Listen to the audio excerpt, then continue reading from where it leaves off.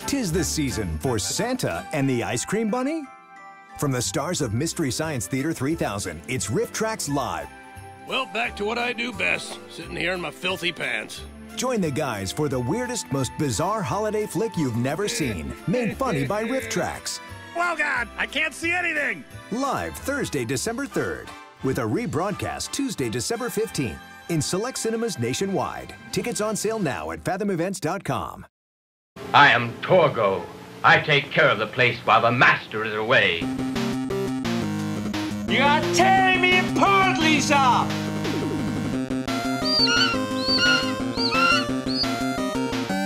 I'm Rowsdar. Zap Rowsdar. Drop that zero and give it to hero. You've assembled an interocitor, a feat of which few men are capable. Do you enjoy pain? Pain don't hurt.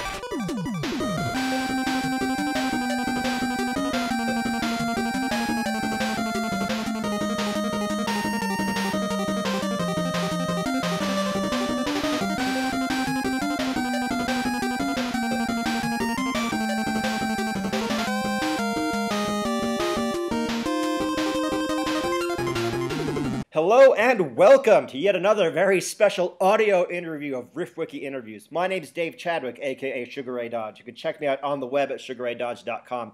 Send me emails at dave@sugarraydodge.com. All right, this week we have I think it's a very special person that we're going to be talking to, because it's somebody that goes back, that predates even Riff Tracks, which is kind of like what the wiki is based on. Today we're talking to Chris Cornell, Sampo of Satellite News. How are you doing today, Chris? I am fine, sir. All right. You know what? I forgot to ask you before we started the interview. Do you prefer Chris or Sampo, or how should I address Chris you? Chris is fine. I had the name before the singer did. But I professionally I use Christopher when I'm as a byline. But Chris is fine. Or I also answer to Sampo. Okay, awesome. So I'm going to call you Chris, just because it seems more natural to me. But it's just, it's kind of like, I understand nobody, people ask me where did you come up with that name, Sugar Ray Dodge? And I'm like, and it's a name I made up 10 years ago, and I can't shake it. So I figured, I've been known on the internet since 2001. As Sugar Ray Dodge. It's every bit as much my name as David Chadwick. I have sort of a similar problem in that, the account where people reach me is, and I'm almost embarrassed to say it, an AOL account. I saw that. And the reason is that's where everyone knows me. That's how people have known to reach me since 1993.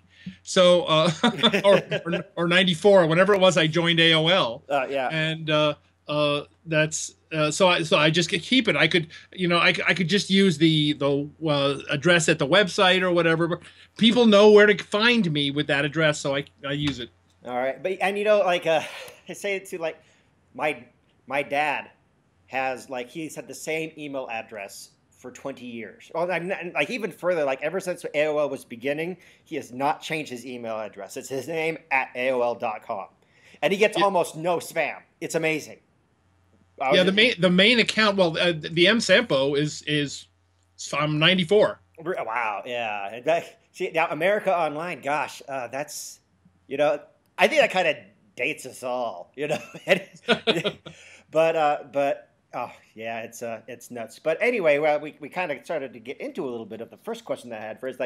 For anybody who doesn't know, and I say this all the time on these YouTube interviews that we do. It's I don't think very many people are just going to stumble onto here and not know what Mystery Science Theater is, or Riff Tracks, or what Satellite News is. But for anybody who just might stumble onto this, give us a quick story. Who are you? Give us your condensed life story. Okay, I grew up in suburban Philadelphia, and I have a journalism degree from Temple University. Really? Yes, and I've been a working journalist since the mid-'80s. Oh, wow. And mostly magazines and newspapers of various kinds. And I currently work for the major newspaper in the Scranton, Pennsylvania area. There, I am the editor of 4 weekly inserts, and I've been basically a journalist for most of my life. That's I didn't know that about you, but it makes sense that you guys would have like a journalism background. So when did you first? I mean, like, this is like just another one of those questions that that we just ask everybody. Oh, and I should. Oh, sorry. Go ahead. I should also say, besides my professional life, I should say I've been married for 32 years and I have a grown daughter. Ah. Is she like? No. I was just about to say, like, is she married? Do you have any like grandkids or anything like that? I do not have any grandkids. She is married. Oh, outstanding. So, so this is kind of like another one of those questions that we just kind of ask everybody, and it sounds kind of dumb, to like write it down like how, but everybody kind of like has their own interesting story. Everybody we interview has their very own interesting story about how they became aware of Mystery Science Theater and kind of like the movie riffing phenomenon that Joel and Mike kind of just like not kind of they created it. Right. Because it's not something that's usual. It's not something that you go out and be like, oh, hey, there's a new movie riffing show on Comedy Central or on the Sci-Fi Channel. It's kind of something people just kind of have to like stumble into. Like, what's your story? Like, how did you first come across MST3K? Okay, I'm going to tell you a little story. Okay.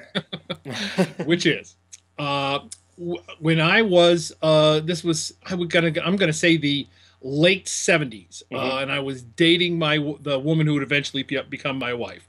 And we were hanging out at her apartment with a couple of friends, and we turned on the little black and white portable TV that she had. We had one, which was all that we had, and we happened to stumble across, being played in the middle of the afternoon somewhere, an unbelievably stupid movie called Women of the Prehistoric Planet. Oh no. And we were, having a few beers and other libations of various things. And we were making fun of it like crazy. And I just remembered it as a really golden afternoon, a couple of hours where we were just laughing really hard. And it was just a very pleasant golden memory. So now flash forward about 5 or 6, 7 years. I'm now married to that lady, and there's a little baby in the back room, in the back bedroom, and I'm sitting there. Philadelphia finally got cable. Now if anyone who's from Philadelphia will probably remember that story from it was a bureaucratic and political nightmare, but finally they got cable. And I was doing what you did in those days. I was sitting in my easy chair with my thumb down on the channel up button, watching them go boom, boom, boom, just channel after channel after channel. Yeah. And what do I come across but Women of the Prehistoric Planet? Wow. And I'm like, that's a coincidence. Honey, come in, come look. She's in the kitchen or something, or she's doing something. And I come look at remember that movie that we watched that we were all laughing, and she didn't remember. And but I remember. So I start watching it, and then I'm suddenly, as I sort of settle down to actually watch it, what's going on at the bottom of the screen? And it's then that I make make the connection that these people are doing what we were doing, only they're doing it much funnier than we are. But this is, and I watch with increasing amazement and increasing hilarity as I'm watching this, and I couldn't believe it. I've tried to find out information about the thing, and I did something I've never done before. I had never done before, and I'll probably never do again. I wrote a fan letter to a TV show. So I just wrote, because they had the address up on the screen, and I scribbled it down and wrote them a note. And apparently, I was one of the first people to do that. Oh wow! Because one of the few, because my information club number is 48. It's like so your card number is like 00. I never had one of those, but it's just like, but I can imagine like, just like these fan club numbers, like even in the double digits, that's got to be, that's early. But okay, so I just went up and I looked up and like, okay, I know Prehistoric Planet. What season was that? And it looks like it was season 1. Yeah, season 1. And like it was episode 4. Wow, that's like super early. It's like way super early for that. So yeah, you must have been one of the very first ones. Well, I guess or it was just a quirk of however they assigned the numbers. Mm-hmm. But yeah, I was for early first season adopter. Oh, outstanding. Okay, so the years go along, and this was looks like when was Women of the Prehistoric Planet? It looked like it was first broadcast. That was 80 or 90. Yeah, it's like February 20th, 1990. That's my mother's birthday. Not that my mom was born in 1990, but that would be kind of weird. Yeah, that would be strange. Yeah, but it's kind of a time machine thing. Yeah, a little tiny. Yeah, she would have to be. No, but okay. So then the internet comes around. And this is kind of like where we get to satellite news, and I've seen you guys. I saw you guys on the DVD once, and I was like, well, who are these people? And then like, oh, it's the satellite news guys. And what was the advent of satellite news? Like, what was the impetus? Like, how did that happen? Like, what was it that propelled you guys to create this website for like, official or not official or whatever? Be like, okay, these rumors are getting crazy. Let's do something about this. Exactly. That is part of the reason. Is I discovered, and I don't know, maybe it's true with a lot of TV shows. I suppose it's true with things like Doctor Who and stuff like that, other big long running shows. But it seemed to me weird that this show seemed to engender so many crazy rumors that were just false. They were just phony. Oh, and it still happens. And I wanted to, as you know, this is my journalism training coming out. I wanted to, not only did I want to put the kibosh on them if they were not true, I had the phone number of Best Brains. I could call Julie Walker and ask her, is this true? And or I could email her. And she could say, no, it's not true. and I could say for certain, and people began to trust me online because I knew this stuff. I had also written some articles for the Philadelphia Inquirer. I've written one in particular that got around a bit, got syndicated, and apparently it helped them get renewed. Yeah. Oh, I saw. Yeah, I think I saw that on the DVD as well. Right. Like, so it was like the 25th anniversary that you guys were interviewed for, right? Right. Well, I was. Yeah. Oh yeah. Okay. Anyway, sorry, I didn't mean to interrupt. Go ahead. Yeah. So people began, and what at that time, I initially was thinking about starting a zine. Remember zines? I mean, you may be too young to remember zines. Well, they were this. I was born in 1980, so I mean, I remember lots of stuff, but not very well. So. There was this thing that was happening in the mid to late 80s where people were self-publishing these little things and sending them out to their friends, and there were some MST3K zines for a while.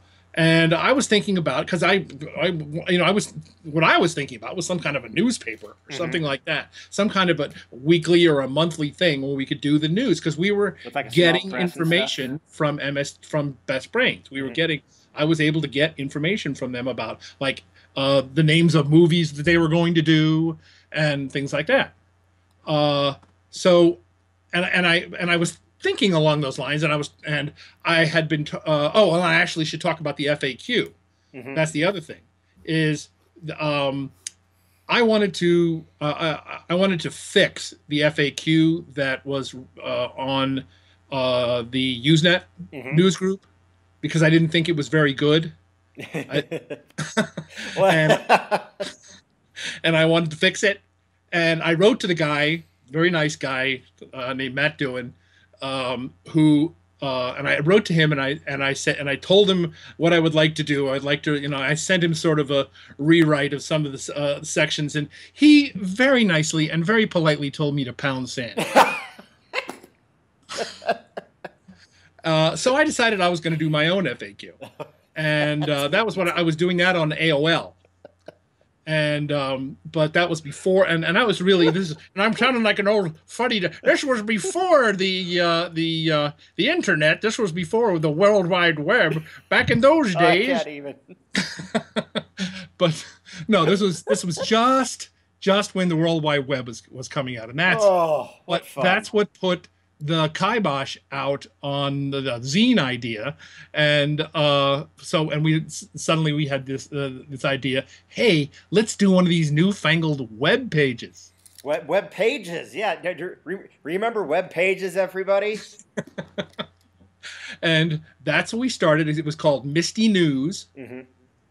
And we started that, and I needed help with the HTML and stuff like that. And I knew this guy on AOL. We'd been talking back and forth, and he'd been a regular in our chat room and stuff like that. And I knew he knew this internet stuff, Brian Henry. Mm-hmm.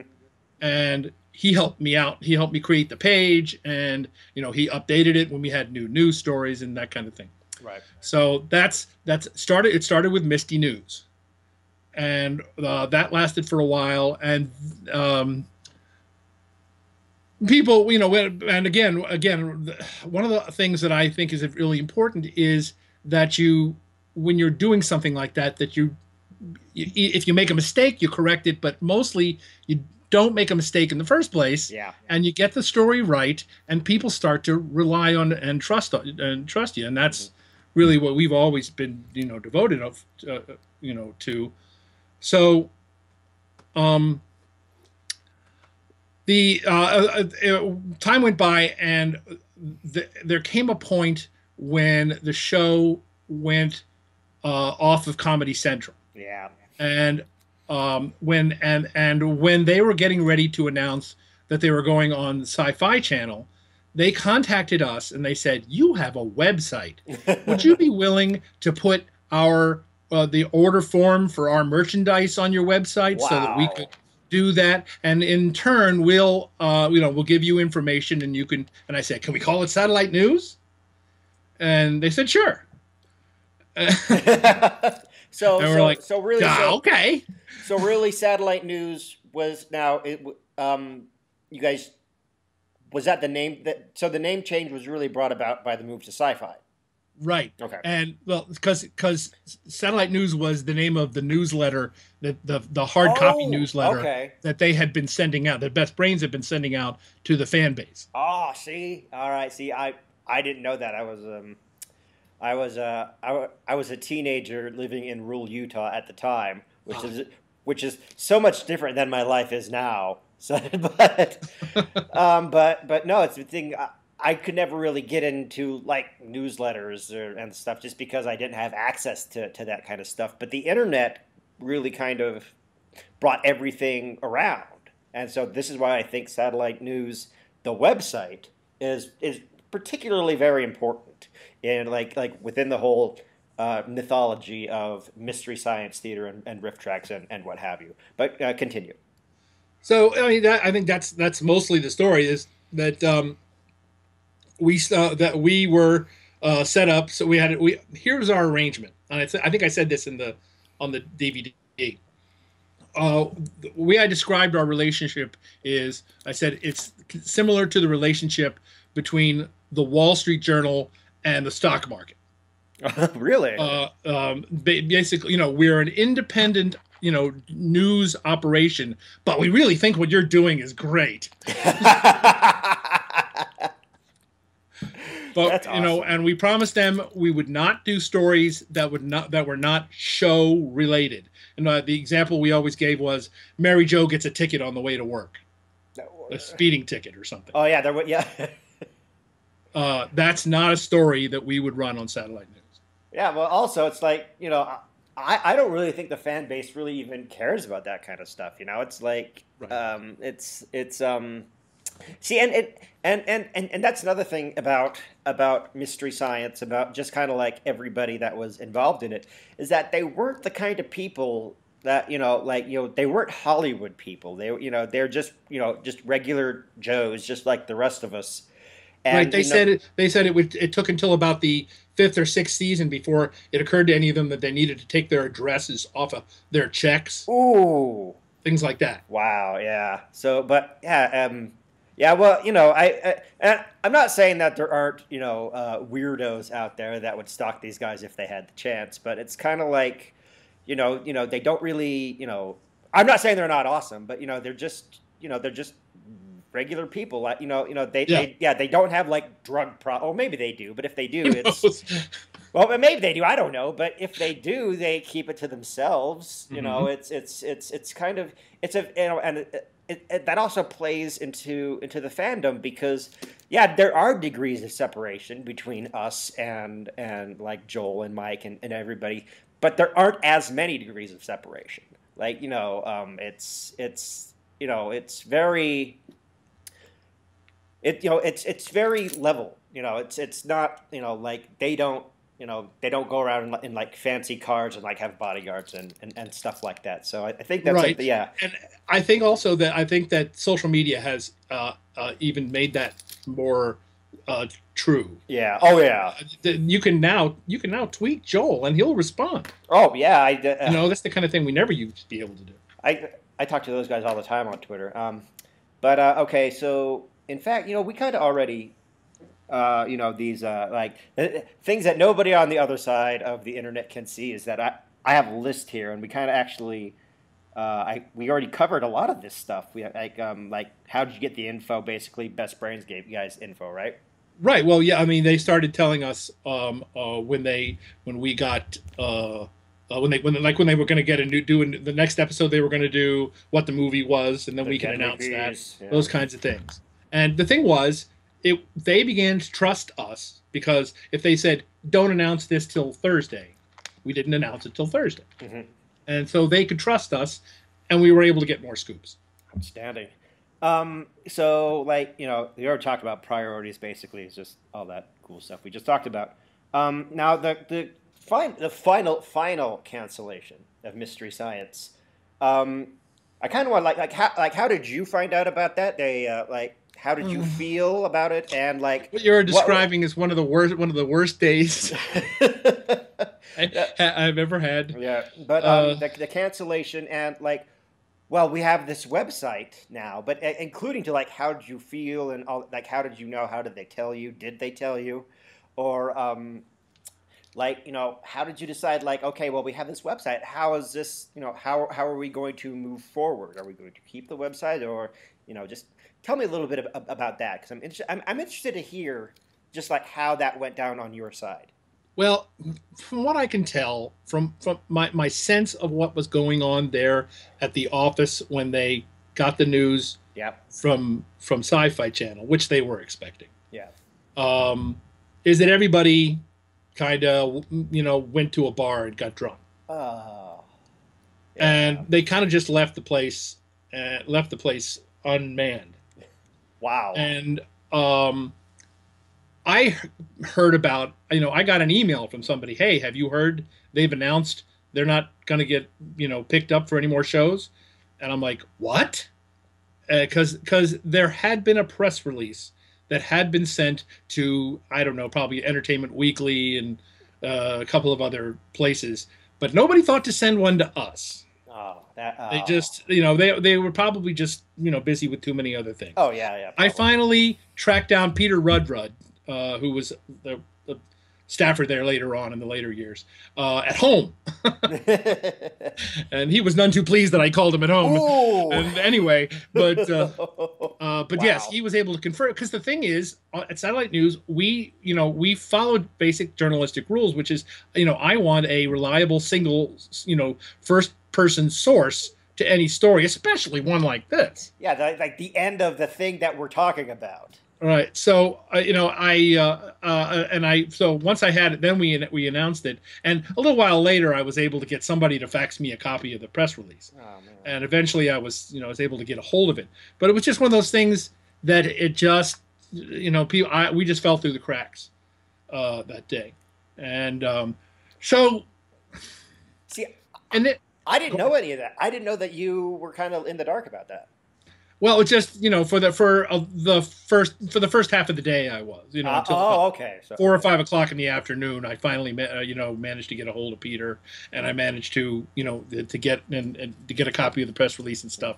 But it was, you know, it was toward the end of the day, before I was able to, you know, actually felt comfortable posting something that I, you know, I was confident about. And so, because again, you know, there's all these rumors always. Yeah. Oh yeah. So, as far as, you know, going forward, we never. I mean, there's always news. There's still always news, and our thought was, these people are going to have to make a living. Oh yeah. So they're going to have to go out and do something. Well, a lot of them are stand-up comics, or they were. Right. Yeah. And you know, so when they had a stand-up show, and they told us about it, we ran that. When, as always, we do these you know, obituaries when people in the movies die, in the movies from the show die. Those people are going to keep dying. We kept you know, we kept it going with that, and so I mean there were things, and then Timmy Big Hands came along, which was the website that Mike and Bill and Kevin did. And so there were things about that worth talking about. And occasionally Joel would come out with some project, and we could write about that. So we had things. There were fewer posts for a while. Okay, so so basically, now I actually wanted to ask you about the. And I was going to do it a little bit later, but since you brought it up, every day on satellite news, like there's like this day in mystery, right? You have like just like a whole bunch of stuff. I mean, how do you compile all this? No, really, because it's amazing. I'm like, are they using an aggregator of some kind? Because it's, you know, it's yes, the aggregator is named Steve Finley. But that's so it's an actual person that puts all this together. Well, yeah, he was the initial creator. I've done a lot of work on it since, but he was he's also known on the site as Daddy-O.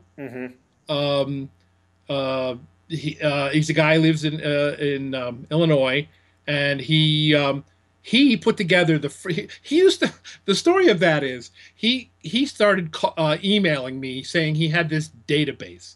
Now, I don't know data. I'm not an accountant or something or someone who like uses databases. Yeah. And so I don't know from databases, but he sent me what I got from him was I realized what he had is that he had gone through and he had created a list of every single actor and crew person for every single movie they had done. Wow. And then he went through and found as many birth dates and death dates as he could possibly find. And then the IMDb came along, where, you know, that's one of their main things is the birth dates and death dates. Oh yeah. And that helped with it too. And we're constantly updating the master file. But but Steve was the original creator of This Date in Mystery, and it was and I've been working on it and refining it and adding to it and everything since more recently. So it's definitely not an automatic process. Not at all. It's all done by hand. See, now I assumed that it was an automatic process. I was like, this is great, but you guys, that's wow, man. I'm really blown away. It's all done on a little Mac Mini. Wow. That's it. The entire empire is on my Mac Mini. No, because this is every day. And look at this. I'm looking at today. Today is November 8th, everybody. You're probably going to be hearing this in the future, probably on the 9th or something. But it says November 8th, 2015. And let's see, you have some guy who was born in 1901, some guy from Radar Men to the Moon. Why don't they look? This is an insane amount of information. You have four people who were born all of which were in the first half of the 20th century. It looked like, you know, 2 of them are almost 100 years ago. Died today, 1, 2, 3, 4, 5, 6, 7, 8. 8 people who died. And an event and just something that was 10 years ago, Rhino releases first, Rhino Home releases Mystery Science Theater Collection Volume 8. that is really impressive to do that, because it seems like you got to do it every day, or at least just have like a like you do a bunch of like posts and like you know, it's like publish this on November 8th, but you still got to put it all in there by hand. Mm-hmm. So, and keep an eye out for people dying, and also check to make sure you've got dates right. You know, or there's a million little spelling mistakes and things like that we've slowly been fixing, and you know, all sorts of things. That's crazy. I mean, like, you know, like, we're gonna move on here in just a second, but I just got to say one more time, that's really impressive. It's wow. No, we like it. Okay, so okay, so let's go. Okay, so there's this. Okay, so we'll go from the time period from 1999 to 2006, where and Mike Nelson says, "Hey, I'm doing riff tracks. It's time for riff tracks." All, you know, all that fun stuff. That didn't happen until last year.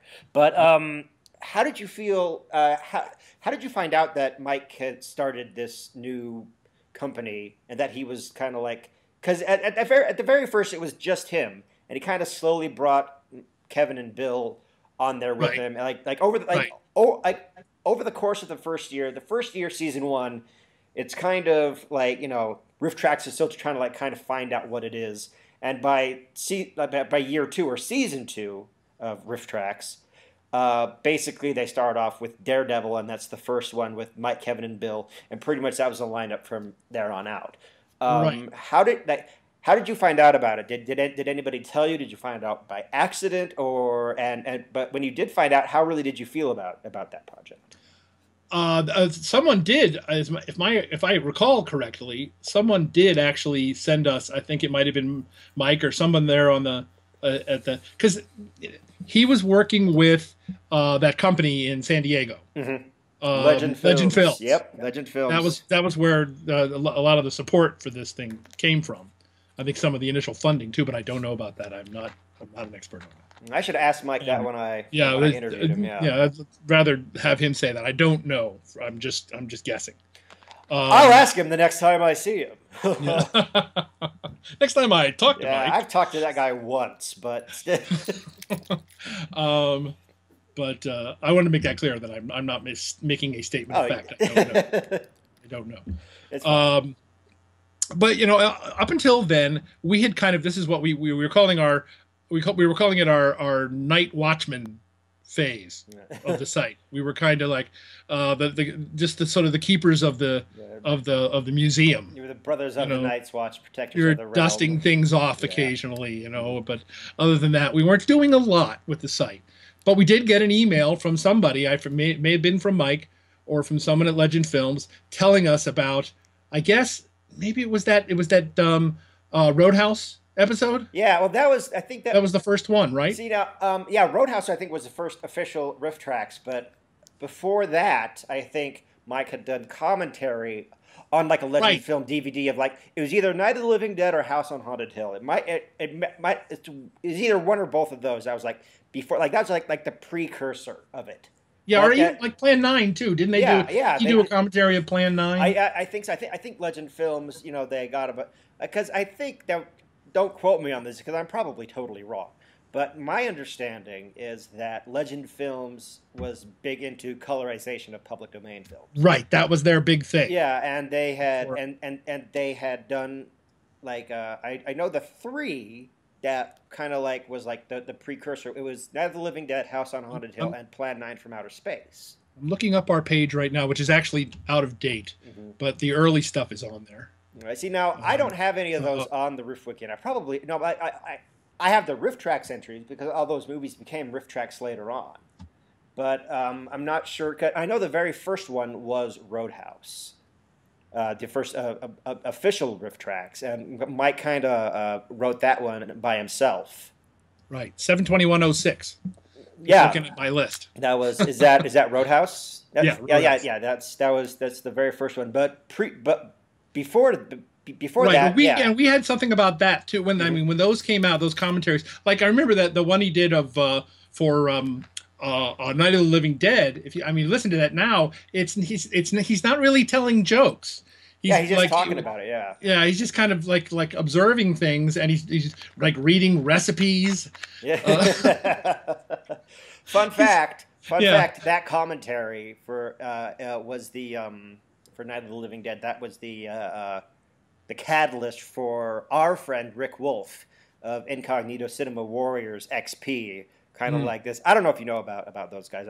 I know of them. Probably do. Yeah, that was that was Rick's inspiration to kind of start his own riffing show, and like in the style, in a loving homage to Mystery Science Theater 3000.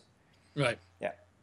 So the when I think we were getting stuff from Legend and then from Riff Tracks when it officially started, and so we were, I thought it was interesting. I liked the Roadhouse one that he did, and I liked.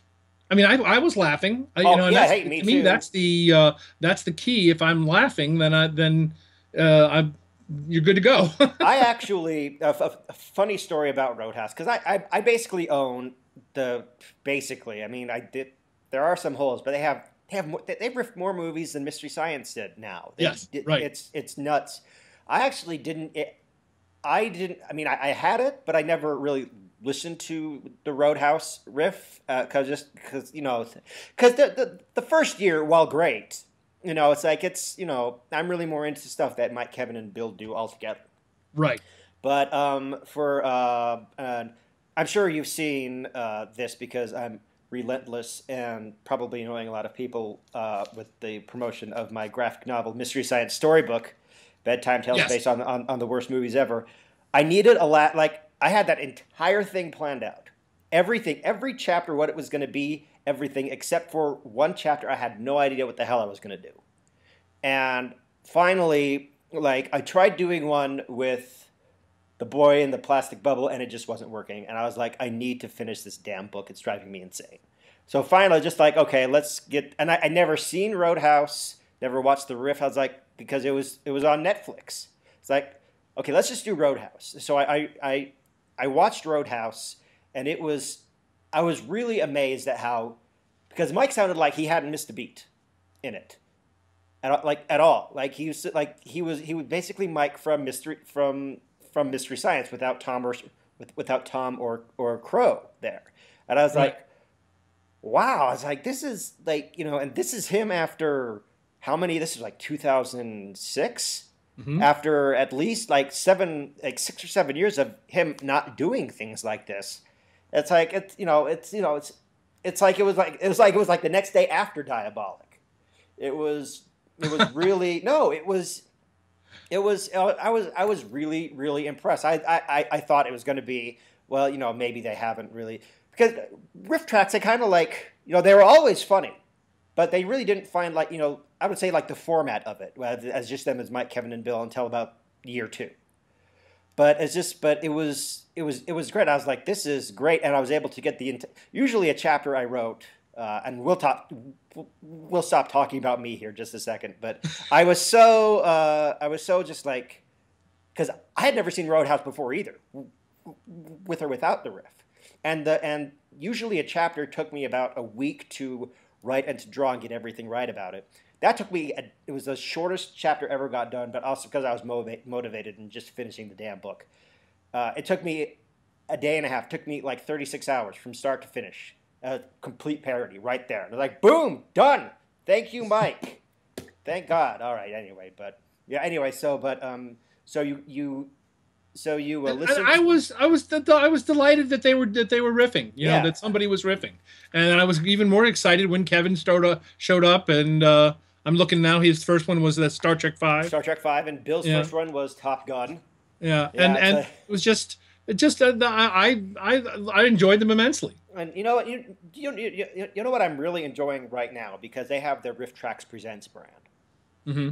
and they have two regular. Well, now they have three, but before they just had two regular teams. A guy named Matthew J. Elliott and his new partner Ian Potter over in Great Britain do fantastic. Just like Riff Tracks presents.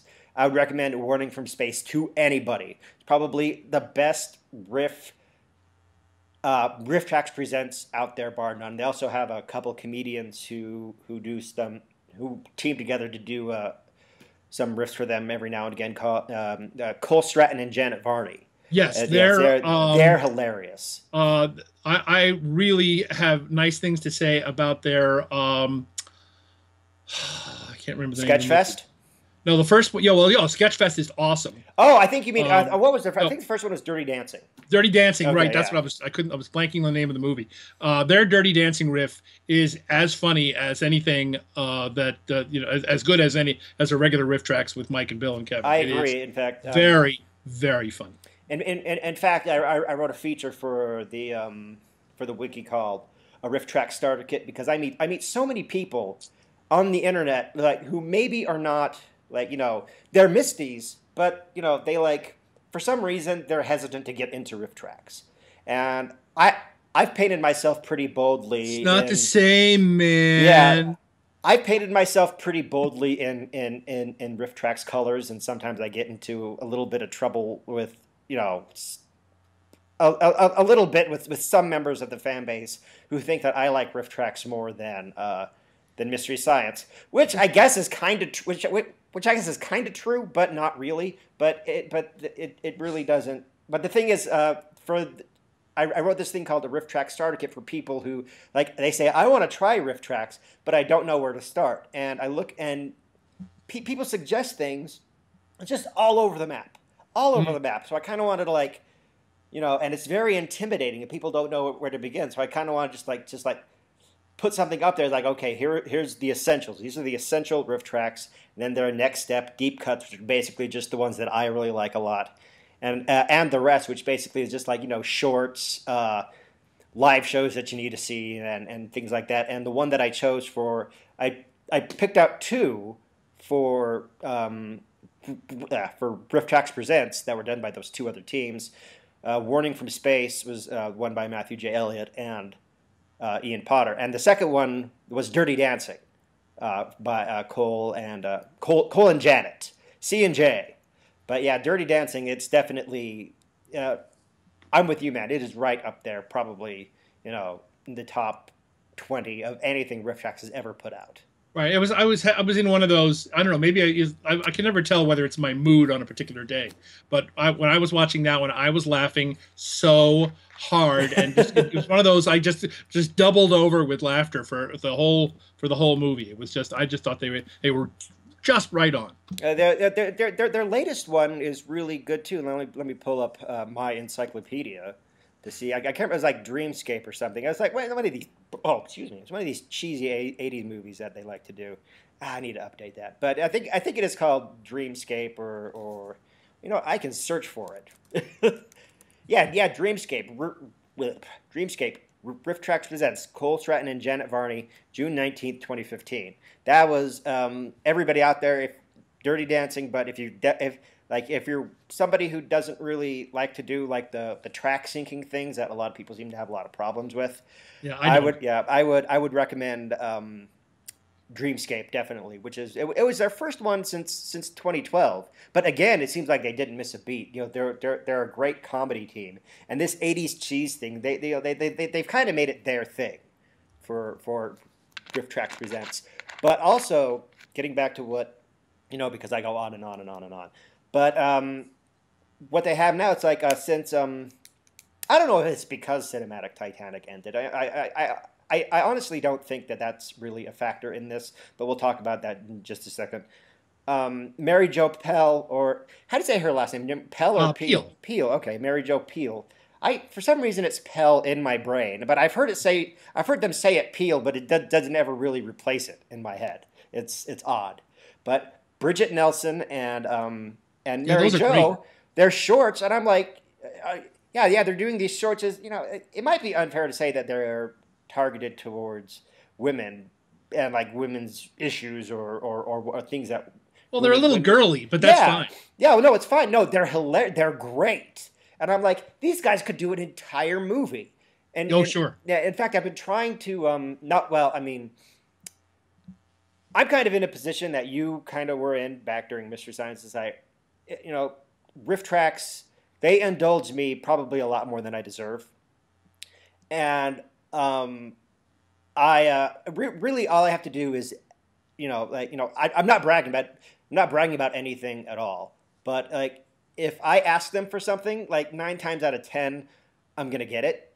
Like, hey, I want to do, like, can you guys help plug this Riff Track starter kit thing? Or like, maybe I'd like to talk to Mike, Kevin, or Bill for the 1-year anniversary. And they had Mike Nelson call me on the phone, which was amazing. Mm-hmm. So basically, I've been trying to set up and it'll probably happen soon. I'm not complaining about this at all. I've been trying to get Bridget and Mary Jo to do one of these Skype interviews. And one thing I'm saying, like, hey, you guys could do an entire movie. I mean, this is really, really great, because Bridget was super funny during year 1 when she did Next, and I think she did another one with Mike. It was a TV. Oh, Grey's Anatomy. Yeah, she did the like, first 2 episodes. Yeah, it was she's super funny. Of course she's super funny. She's Flavia's daughter. See, that's the one thing I always remember about Bridget from the TV show is her showing up at the end of, I think it's Space Mutiny or one of the. I'll have to go back, but when they come in, sees them. Yeah, guard sees them, and then like Mike comes down from the satellite and says, "Oh, hey, Flavia's daughter." I don't know why I think that's so funny. She thinks I'm average looking. Yeah. It's so funny. But guys out there, if you haven't checked out the Bridget and Mary Jo shorts at Riff Tracks Presents, do it. It's really, really great. So Riff Tracks comes out, and then looks like December of 2007. 2015 is this year. Cinematic Titanic comes out as kind of like this live show. Did anybody tell you about that, or how did you hear it? Yeah, we heard about it. Joel contacted me. Okay, cool. Did you? Did you go? Yeah, to it was any great. of the shows I really think that format worked really well, and it was really funny, and they did some good stuff, and they were trying to, the videos they were trying to figure it out too. You could tell they were. They were playing with the format and trying stuff. But I really felt like they had a nice combination of personalities. Oh, they sure did, yeah. And the thing is, Frank, they had Frank on there, who you really didn't see in the theater ever during the show. It's just like it's great to see like these 5. Just didn't last the wild horses. Yeah. But the thing is, it's like. It was different from Riff Tracks. Now, I felt that they could have, I'm not trying to tell them what they should have done, but they were so good that they could have done what Riff Tracks had done and just done these VODs. But they seem to want to focus more on the live tour aspect of the show, of the show, which is basically how those guys operate anyway. They travel a lot. They go to live shows. Maybe they aren't super familiar with this newfangled thing called the internet. I'm not criticizing. That's not an insult. It's just that live shows and touring is just kind of like how they function. It's how they work. It's what they know. But I think that they were really, really good. They have some really funny DVDs, and I think they could have done a lot more. I went to several of their live shows. How was it? And it was awesome. It was another one of those things where I walked out with laugh face and laugh stomach because I've been laughing so hard and so long about that my stomach hurt and my face hurt from laughing. Yeah, those live shows were great, and I really thought it seemed to me like it was going along really well, and I was really surprised and taken aback when they put it on hiatus. Yeah. No, it wasn't. Was it last year or the year before? I think it might have been 2013, or when they're like, hey, we're not going to do this anymore. You're like, oh, man. Yeah. It's like, you know, because it was so different from RiffTrax. You know, it's just like, and that kind of leads into the next question. Oh, okay. First of all, before we get into that, did you? I know a lot of people who were kind of like, you know, they didn't really appreciate it when RiffTrax did Riff Manos live in 2012, and I was like, well, guys, and the vast majority of people loved it. But, you know, there were some people who were like, well, you know, why mess with perfection? But I thought it was a great way to kind of like revisit these things. I thought it was great. I really enjoyed it. I thought it was maybe funnier than the original, than the one that they did for Mystery Science Theater. And that's the same with their Santa Claus and the Santa Claus Conquers the Martians. Yeah, that was great. No, I mean, by the way, cinematic Titanic Santa Claus Conquers the Martians is a scream. It is just brilliant. Mm-hmm. And so is RiffTrax's. Mm-hmm. There's three different versions of that movie, and all of them are great. They're all like, you know, you don't feel like they're doing... You don't feel like they're ripping off their previous material. I mean, like they're all like three different. No, they're really three different, totally different experiences. I mean, me personally, I haven't seen the cinematic Titanic one, and I probably should. I just haven't gotten. No, you really should. It's terrific. Yeah, especially the opening is so funny. With I like what was that like with the one that was shot in San Francisco, where they just walked into a Journey video. East Meets Watts. For me, that defined cinematic Titanic personally, but it's super great. No, I thought the Manos show was great, and I don't have. I think it was their best live show, honestly. I don't have a problem with them revisiting material. If it's, you know, I mean, I just think that they, as I said earlier, as long as I'm laughing, it's fine. And speaking of that, just quick, like, you know, just this past week, they're like, hey. Now I kind of want to know. I don't know very much about this. I mean, I know a little bit, but not a lot. I'm not that on the inside of what goes down at RiffTrax, but it's how they got the. You know, they just got the rights to sell The Final Sacrifice and the Puma Man, and they're going to start. I guess distribute is a more appropriate word. To sell. To sell on RiffTrax.com, and I was like, that is great because it's like. You know, especially like the sci-fi years. You know, the RiffWiki. There's already an MST3K wiki, so I kind of like don't want to mess with that at all. But the RiffWiki is about RiffTrax and, like, you know, and to a lesser extent iRiffs. You know, the things that amateurs can sell riffs on RiffTrax. Some of them are really good. But you look at the RiffTrax lineup. Is basically the lineup from the sci-fi years. So I kind of like keep a, you know, like I do pages for those years because I think that they're important to the RiffTrax experience. But the thing is you know, I think things like The Final Sacrifice and the Puma Man and anything really from those 3 years, you know, they deserve to be in the RiffTrax, you know, part of the RiffTrax library, and now they can be. You know, and with the, you know, like it would be kind of silly of them to re-riff those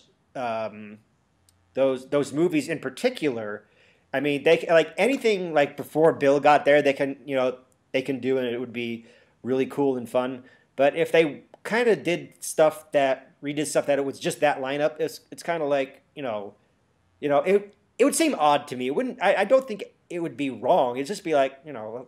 Well, we already have that. It's you know, with you three doing these movies. But now that they have The Final Sacrifice, the Puma Man, and they are actually confirmed this with RiffTrax.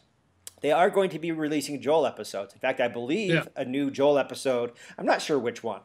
They're going to be releasing a Joel episode tomorrow or today, or today if you're listening from the future.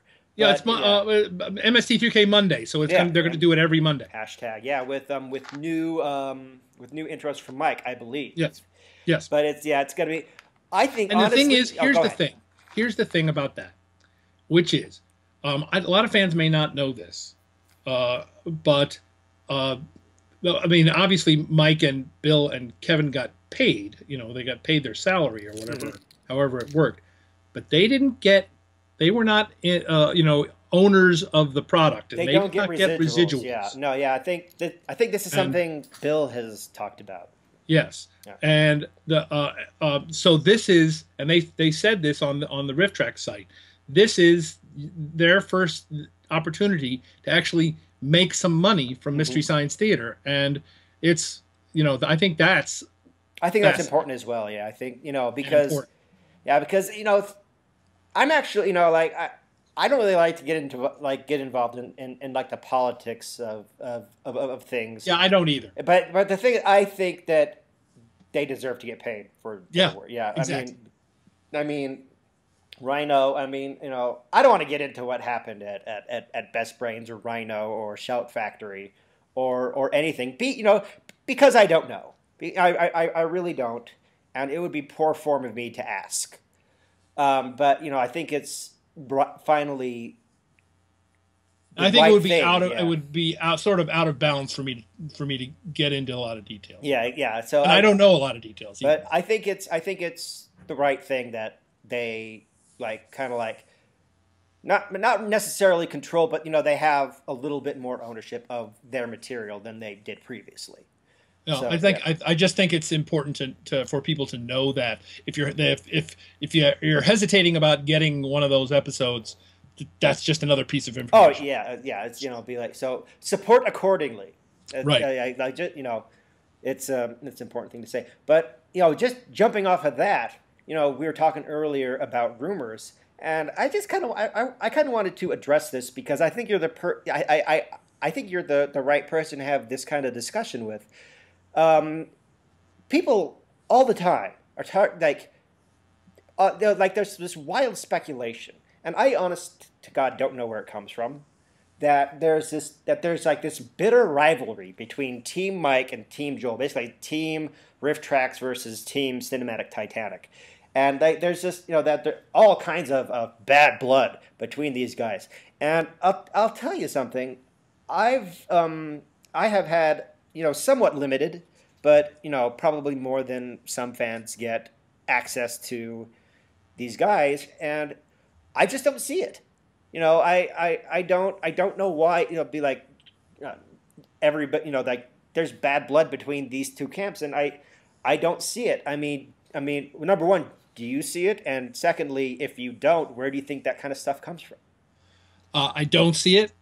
And where it comes from, as far as I'm concerned, is the people who this mostly comes from the same people who fomented the Joel versus Mike flame war and attack that happened when Mike took over. This is just people looking for A versus B fight. This is what people. This is human nature. And people still have that argument today, 15 years after the show has ended. Yeah, I think actually, I haven't encountered a serious person seriously arguing the Joel versus Mike fight in a long time online. Mostly that's a joke. Yeah, but it's that's crazy. So all right, so are you doing anything else creative? Or you because lots of people like to write books. In fact, I would very much like to read a book that you would write about mystery science or something. I've thought about writing a book about Riff Tracks, but I don't know if I'm really qualified to do that yet. But are you do you have any other super creative projects out there? I didn't mean to put you on the spot there. I just realized it'd be like, hey, write a mystery science book. But do you have anything else out there that? None that I can talk about. Okay. But I will say, I want to add that I work full time. Okay. And so the time that I would have to devote to the project, to any project that I would do, is limited. Okay. And so whatever I do, I will be doing it slowly. And, like George R.R. Martin. But I have ideas. Okay.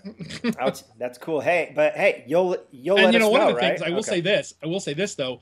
One of the things that I would like to do when I have some time to do it is update a number of the sort of secondary sections on the website, which have really not been touched for years.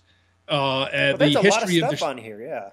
the history of the show is badly outdated and badly needs to be completely written through. There's a number of stuff that's just not as correct as it could be. And I just have not had time. I mean, the last time I saw Joel, I talked to him about it, and I told him that I was going to rewrite. There were several sections that I wanted to rewrite, and I haven't gotten to it. And I feel bad that I haven't gotten to it, but I want to get to it. I think, yeah, that's pretty. I actually think that's very, like, that's great, and it's super important that people, like, I think have a place to go, because Mystery Science Theater, it was like this awesome thing. It was just like it was just it's just kind of like these. It's what the best hell show things. that's ever been on TV. Yeah, no, just like it's so different and so it's just like it's very hard Talking to describe. To the guy who thinks it's the best show that's ever been. Yeah, I know. But no, see, quick story. You talking. I actually met Joel for the first time about a month ago at Salt Lake Comic Con, and I'm actually kind of ashamed to say I had some kind of just kind of like some of the things that I've read about and heard about him. I kind of, and I didn't know it until I realized that he was just such a great guy that I thought these things about him. I didn't really, it's weird to say, but I went up to Joel at Salt Lake Comic Con, and I told him who I was, what I do, and that I had written this book, or written this and drawn this book, and all these. And he's actually sitting there, like, listening, like he's interested in what I have to say to him. Yeah, he does that. And I'm just like, because usually people, they'll be like, oh, hey, thanks. Especially at those cons, Oh, you yeah. talk to 1,000 people. And like, nice to meet you. And some of them aren't all that sane. But it's, and that he was, I was really, I don't want to say surprised, because that makes me sound like this, like, kind of like, I don't know. It's just, I kind of had a different picture of him than what he really is. And I was like, and my view of him after we spoke, because, like I said before, I've painted myself pretty solidly in Riff Tracks colors. Not that I don't like anything that they do. It's just that, I'm like this huge Riff Tracks guy. Mm-hmm. But he still was like, hey, that's awesome. You're great. And like, he said some really nice, genuinely great, I could tell that he meant it. And I told him, and I said, hey, this thing that you created had a big impact on my life. And I just want to thank you for, just for doing this, 30 years ago, to something that kind of like still reverberates with me today. And I could tell that he really genuinely appreciated that. So I kind of like walked away from that, having a completely different idea about Joel Hodgson. So it's that's a good story. I mean, it's definitely one of those things where just like, you don't realize you think something until you have changed your mind about it. It's really crazy. But anyway, again, I'll stop talking about me. Let's make some picks. I mean, and I'll tell you, as I've told him as well, as that I am. I take second place to no man in my aberration of Mr. Hodgson. Mm-hmm. That's absolutely the rest of the cast are also, everybody else is just brilliant. Mike Nelson is that guy. Is so funny. I can't even start to talk about what he's done, what he's achieved with Riff Tracks. The guy, he's a businessman now. Mm-hmm. In addition to being a brilliant, comic writer and performer, have you thought about like that whole aspect of his life? Yeah, no, it's just amazing. He'll do jokes for one person, and I want to tell, go everybody out there in the future, go to RiffWiki.net, go click on the interviews. There's a list of interviews. Go down to our 1-year anniversary interview with Mike Nelson. It's about 14 minutes, but the guy, it's be like I'm talking to him, and he's making jokes just for me. Like, there's nobody else around. Yeah, it's it's gonna be out there on YouTube, but in that moment, it's just me and him talking on the phone, and he's cracking jokes just to crack me up. And are you aware of the thing that Joel is doing with this company that is making like a space engine for outer space? I've seen a little bit about that. I'm not sure. I don't have all the details. It seems kind of weird. I mean, I'm not saying it's I bad. just think it's amazing that he's he's got his fingers in so many pies. He's such a creative guy, and he really is a genuine Renaissance man. And I think Joel's just amazing. I think Frank is one of the funniest stand-up people working today. I think the rest of the cast just. Another Renaissance man, Kevin Murphy. Kevin Murphy. I was just about to cut in and talk about Kevin Murphy because the man is a musical genius. And with an incredible literary knowledge. Oh yeah. And have you read his book? Oh yeah, sure. Yeah, the 1 year. I was like, I just thought it was just going to be a bunch of reviews of movies that he watched, but no, it's like this crazy. Quasi-philosophical, he doesn't really talk about the movie. Ladies and gentlemen, I'm talking about A Year at the Movies with Kevin Murphy. And if you haven't read it, get it on the Kindle or on paperback. It's and get it for about 40 cents on Amazon. Yeah, no, that's how I got mine. So, sorry, Kevin. Sorry, Kevin. Yeah, sorry, Kevin. I didn't spring for the $15 for a new copy. I bought the 1 cent with $3.99 shipping on Amazon, but I'm pretty sure. Kevin's a great guy. I'm sure he'll forgive me because I buy every single riff tracks they come out with, so I'm pretty sure they'll forgive me for that one. But no, just go to Amazon, pick it up on the Kindle or in paperback. It's really, it's an amazing piece of work. And the thing is that it also coincides with September 11th, and it has it has a I think it has a pretty powerful chapter about September 11th in it. Probably one of the most powerful stories about 9/11 and how it affected a person out there. So it's a really fantastic book. But I think what we're getting at here is that MST3K and moving there from riff tracks to riff tracks is they managed to find these. They really just didn't cut corners when they were hiring. They found Bill is a brilliant playwright. Yeah. And Superpowered Revenge one of the best, funniest people out there. And like Mary Jo, she's another brilliant comedian. And I can just go on all day about this. You look at many people who are so great. Well, yeah, but the thing, and even okay, well, maybe I shouldn't. Well, I've already started, so I'm going to say this. There's the entire cast and the writing. Paul what's the name of that writer? Paul Chaplin, right? Right. Okay, yeah, he's amazingly funny as well. But as far as the performers go, you look at somebody like J. Elvis, who some people may not have liked him super great at the very beginning. And he kind of left the show after season 1, just quietly kind of just left. As an 18-year-old kid, but he was 18. Went on to have this unbelievable career. Just finished a documentary that he directed, and he's not to mention all the other stuff he's done. He's is a known quantity in Los Angeles. I know, and that's another thing is that he came back to the show. Pardon me.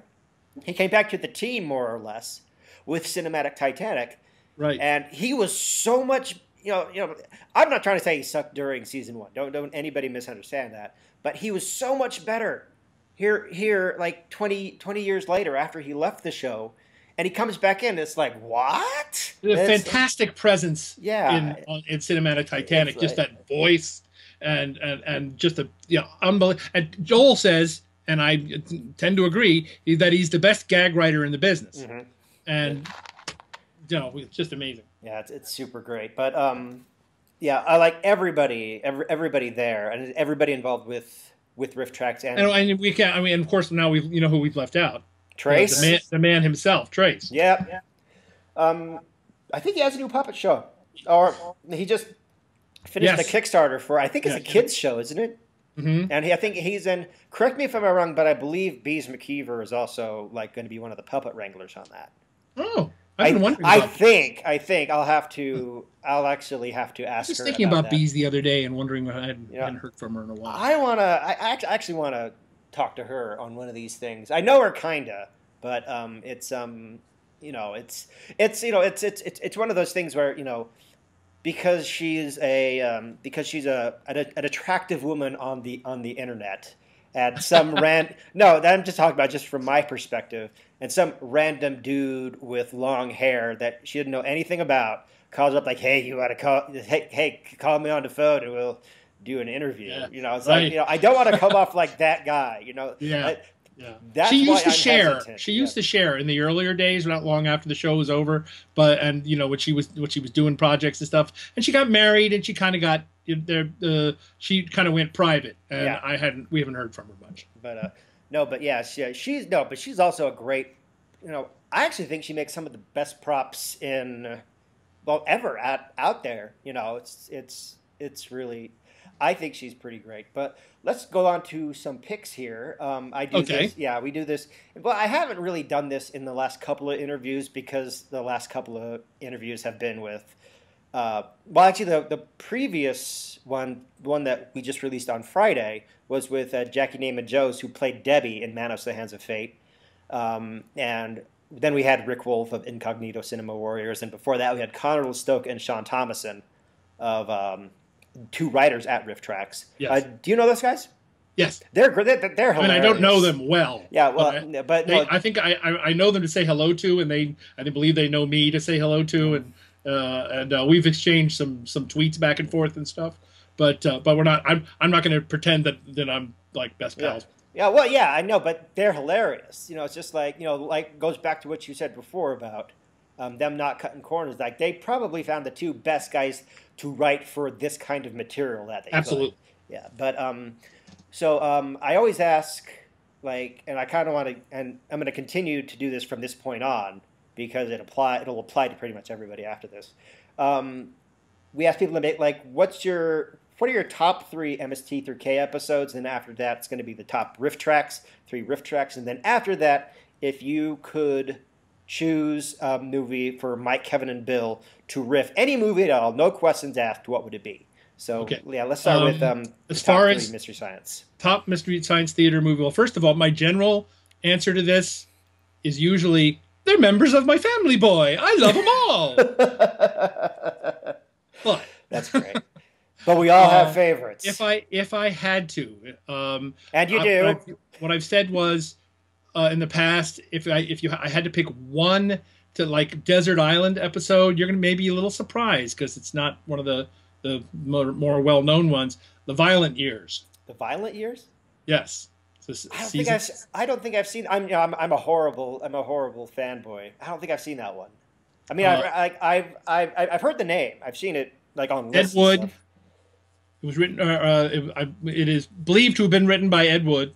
So it's called The Violent Years. I'm gonna write that down. It is just, to me, all the host segments work. They're just firing all cylinders. Is that a Joel or a Mike episode? It's a Mike episode. Oh, okay. But if you want 3, I'm going to say I Accuse My Parents, which is another one which is just about perfect. Mm-hmm. Everything works exactly. There isn't anything to even slightly. Usually there's, and I always preface this by saying even the worst MST3K episode is better than almost anything on TV. Oh yeah. See, and that's the thing. That's why I don't do. That's why I don't participate in these kind of. Cause I think the internet's already full of a lot of negativity, and it's kind of weird for a guy who's very into a show and a platform that just basically rips bad stuff to pieces to say that he's not really interested in being super negative. But I think Mystery Science and Riff Tracks is just a little bit different. But I don't get into the whole worst episodes ever, especially when it comes to Riff Tracks or Mystery Science, because what's the point in going there? You know? Right. I agree.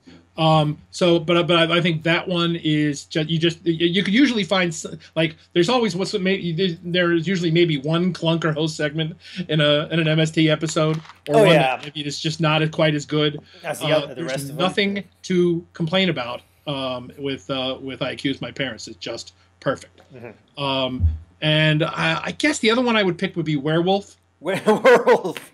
That's and going back to the genius of Kevin Murphy and Mike Nelson musically, the Where is My Werewolf? That's got to be. I mean, I like the Canada song from The Final Sacrifice, but Where is My Werewolf? That's got to be hands down the best song they ever did.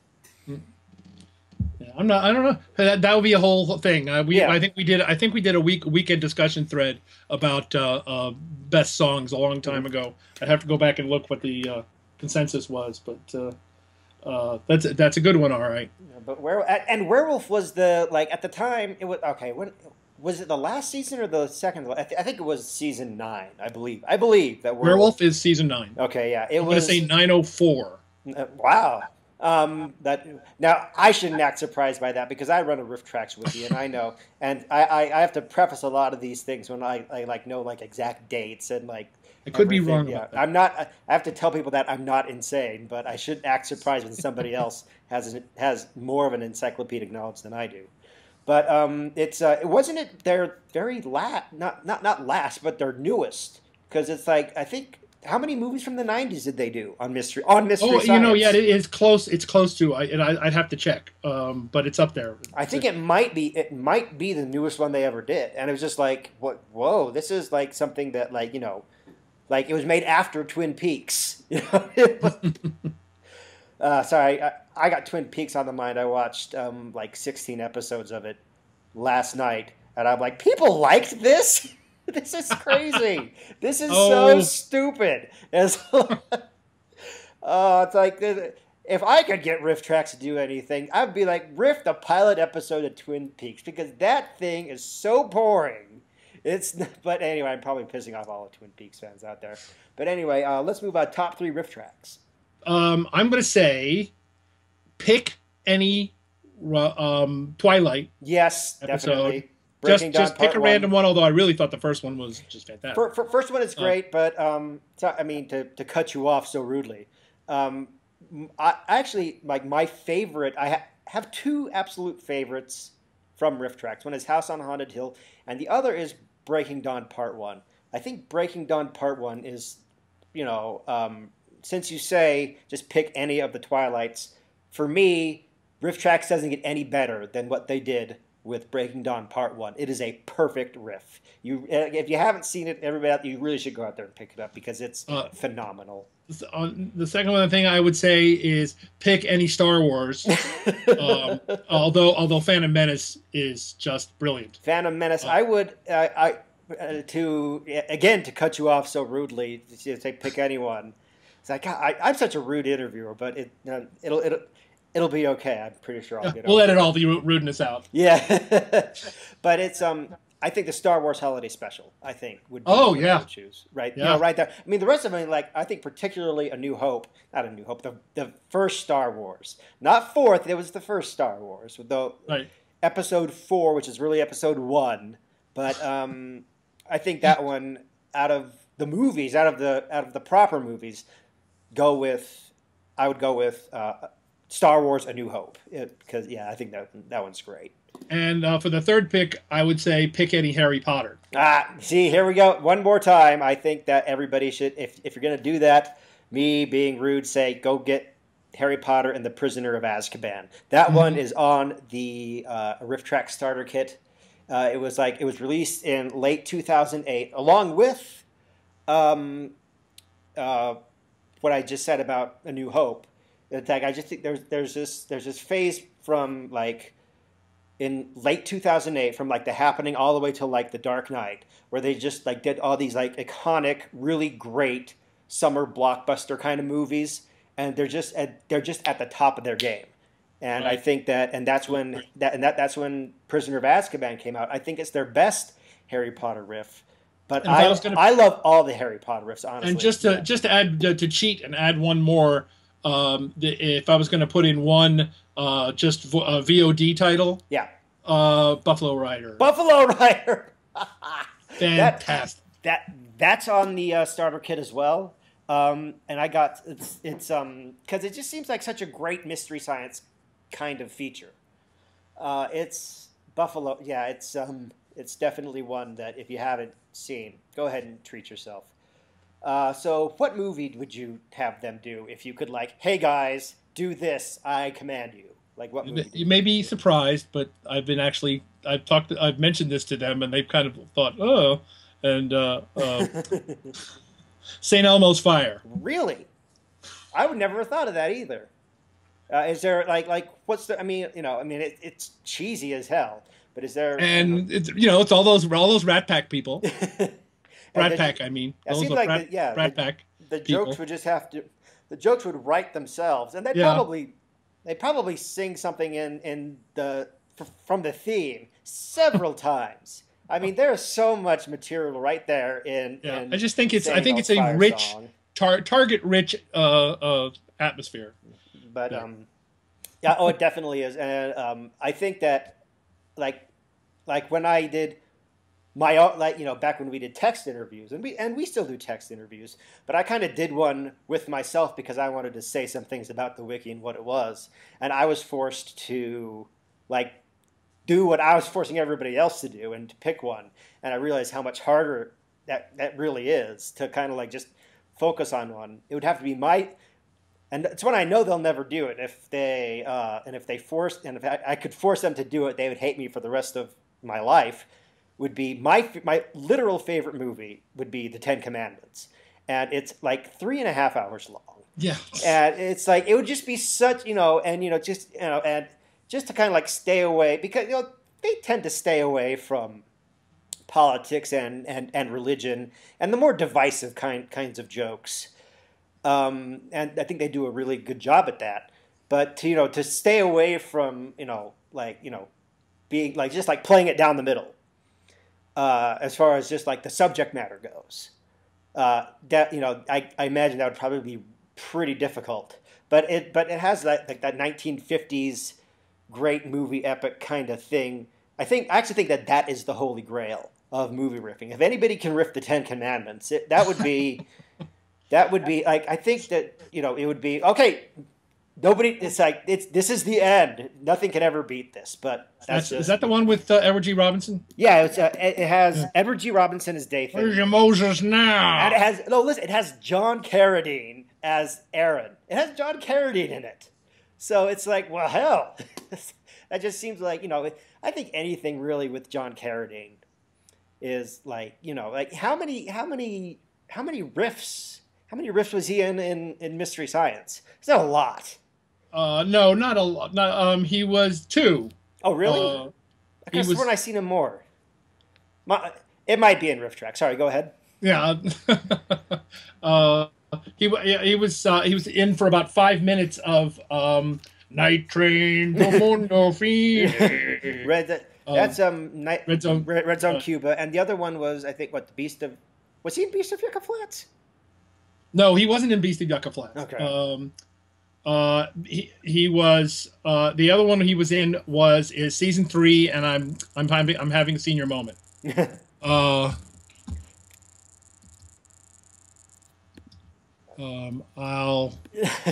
here. Hang on. We can let me ask the internet here. That's what I'm doing. This is great. And my internet connection is slow because I'm Skyping with somebody. Oh, no. No. John.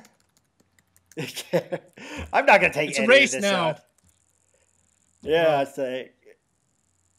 okay, let's see here. Red Zone Cuba, The Unearthly. Looks like The Unearthly is what it is. Yeah, The Unearthly. That's it. Yeah. But okay. I think I see it now. What I was thinking of, he was also in a movie. He's also in a movie called Voodoo Man that Riff Tracks did, and another one called Frankenstein's Island.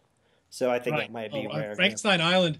That's a good one. Yeah, that's a great. You see, like with the VODs that they've been doing, because they did like straight, like nonstop movie blockbusters to the point where Mike was going insane watching these terrible, awful. Yeah, and they're long too. I remember Mike was in some interviews talking about how they're all 3 hours long. Yeah, so and they did it for 5 years straight, and then to kind of like go back to kind of like just like the very Mystery Science kind of selections, to be like and some people complain about like, oh, we don't get MP3s anymore.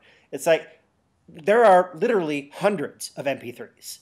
It's like these kind of VODs, they sell more and they attract Mystery Science fans who probably weren't part of the audience before anyway.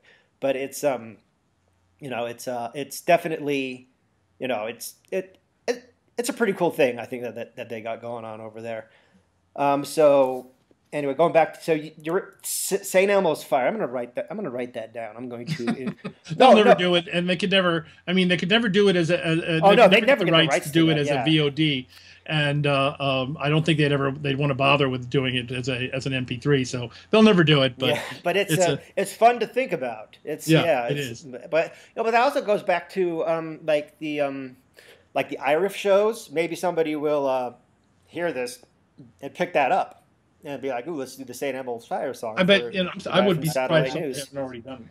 I haven't seen it. I mean, I'm not the iRiff master. I mean, I know a little bit about it, but there's this guy named Ryan Downey who's like an iRiff like encyclopedia. It's like his thing. He loves it. I'll have to ask him if there's been a St. Elmo's Fire riff. I've been, I get contacted occasionally by iRiff people asking me to promote a particular iRiff and everything, and I have to stay neutral. Yeah. I have to explain to them, the thing is, well, yeah, but one of the most important things that we guard against on the site is mission creep.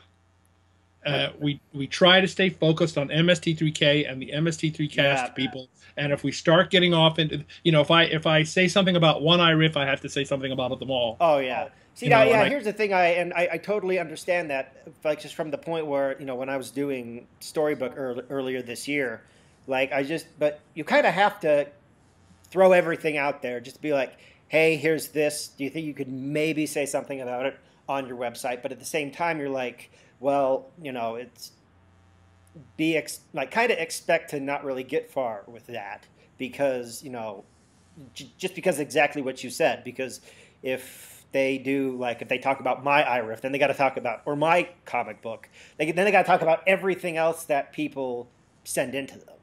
So it's but I mean you got to get out there and advertise, but just throw everything that's out there. But at the same time, you got to realize that you might not get super far with a lot of it. So and by the way, we do sell advertising space on Satellite News.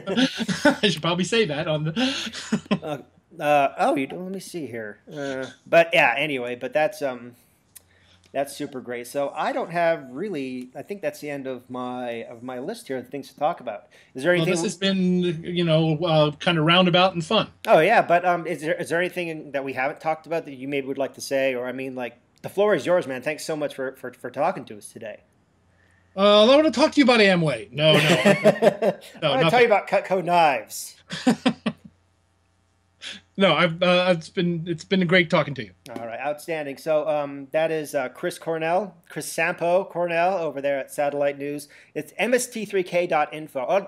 Nope, no dot. Yeah, mst3kinfo.com. Oh, see, I even messed that up. See, now, just very quickly, do you run into a lot of problems with that? People have any difficulty finding the site because no, we're right at the top of the search engines. Okay. So. All right. So, but it's just have you ever thought the domain name of satellitenews.com is that something you guys? No, yeah, I don't. I know I haven't even. I may have looked it up once to see, and I think it's owned by somebody who by some guy like one of these cyber squatters who want $2,000 for it. It may be either that or it's some company that actually sells satellite dishes. Something like that.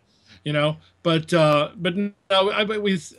we came up with it. We had the mst3k.com URL. It was given to us for free by the sci-fi channel. Oh, that's pretty great.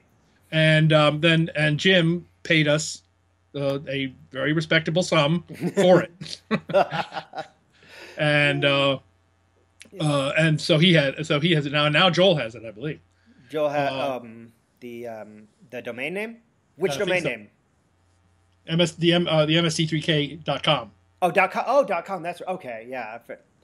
I guess something in my head didn't process that correctly. I was like, no, but you have that. I'm looking at it right now. MST3Kinfo.com. Yes, it's MST3Kinfo.com, and that's the one. Oh, and they gave that to you?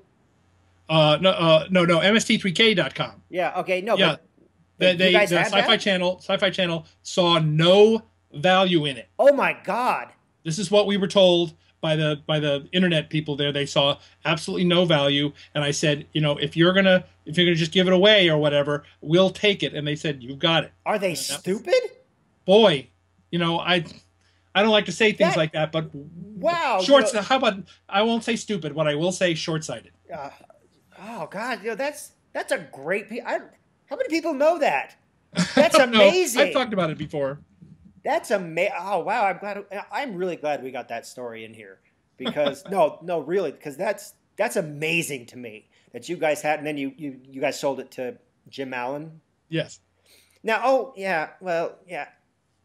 we should probably wrap up because here's the thing: if we get talking about Jim Allen, because Jim Allen's I don't want to get too much into that. Jim Allen's a very polarizing figure, so we might as well just wrap up. But that's Chris Cornell, everybody. Thanks so much for talking to us today, man. It's been great. MST3Kinfo.com. Thank you. That's satellite news, the probably the #1 Mystery Science Theater website out there.